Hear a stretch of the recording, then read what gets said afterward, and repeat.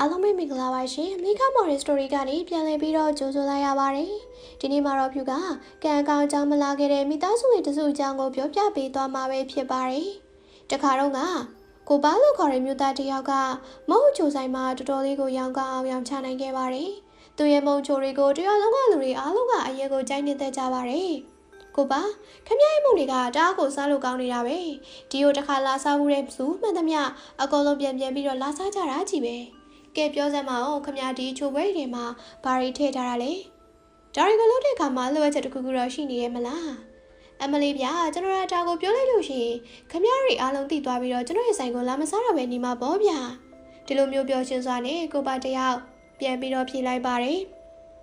်တကယ်တော့ကိုပါမှာဆူနီတာဆိုတဲ့မိန်းမနဲ့ခြေတပေါင်းကျိုးသမီးလေးဖြစ်တဲ့ကိုဘူးဆိုတဲ့အသက်9နှစ်အရွယ်ကောင်မလေးတစ်ယောက်ရှိပါတယ်ကိုဘူးဟာငယ်လေးကလေးကထိခိုက်ဒဏ်ရာကြောင့်အခုဆိုရင်ခြေထောက်တစ်ပတ်ကိုသုံးလို့မရတော့ပါဘူး။ဒါကြောင့်ကိုပါကသူ့သမီးလေးရဲ့စေကူသက်စီအတွက်အလုပ်ကိုနှစ်ဆကြိုးစားရပါတယ်။ဒီနေ့မှာတော့ဆူနီတာကညဘက်ကြီးအိတ်နေတော့ဘိုက်နာလာခဲ့ပါတယ်။ဆူနီတာကကိုဝင်ရှိနေခဲ့တာပါ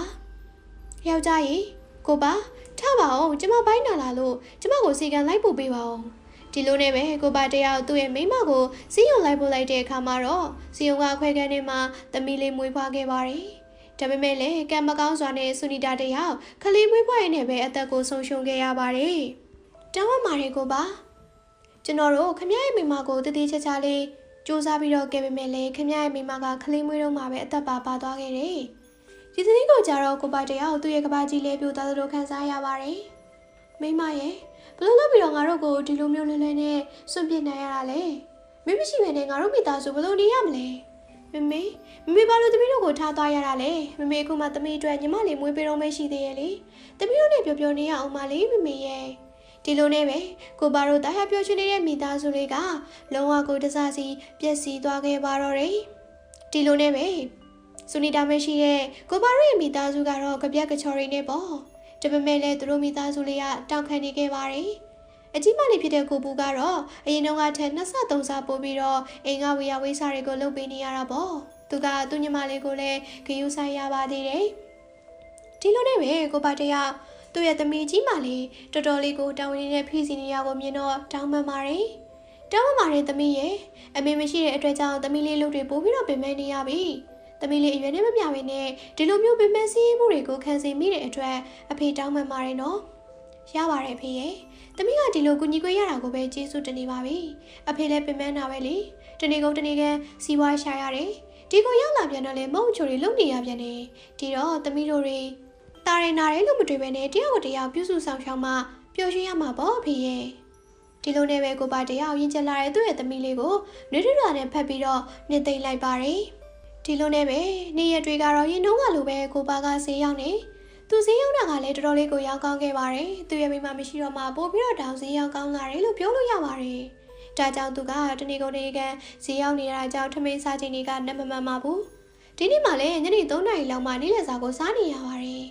်အဲ့ဒီအချိန်မှာကိုပါတယောက်ရဲကိုပင်ပန်းနေတဲ့အတွက်စားရင်းနဲ့အနားယူနေတာပေါ့ဒါကြောင့်သူကဟိုးရှိမှကာတစီဘရိတ်ပေါက်လာတာကိုမမြင်မဲဖြစ်နေပါတယ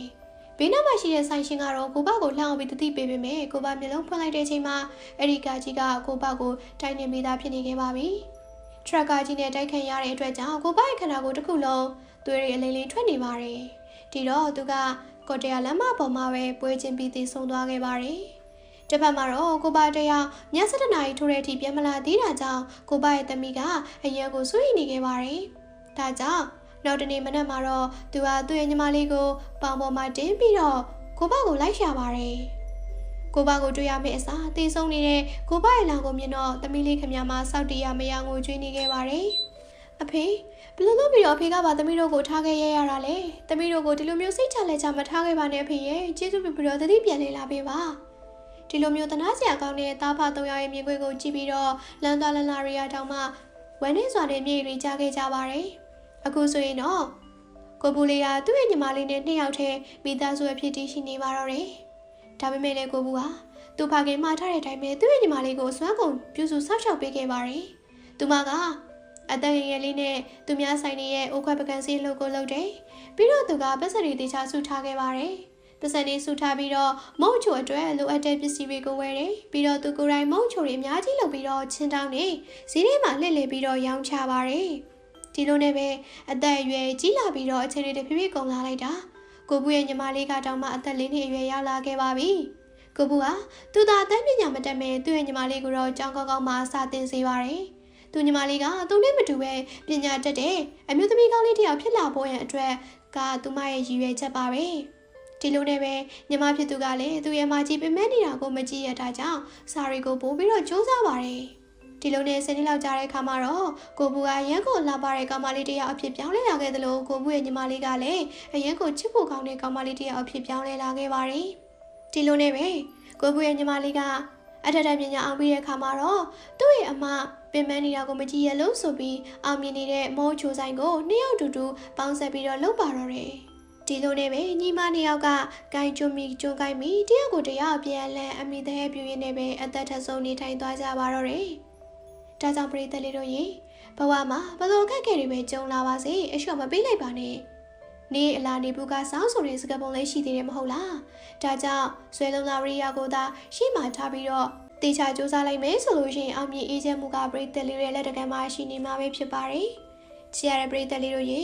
အခုဒီဇလန်လေးကိုတစ်ဆက်ပြောပြပေးသွားတဲ့သူကတော့မလီကာရဲ့စစ်စစ်တစ်ဆက်သူဖြူဝဲဖြစ်ပါတယ်ရှင်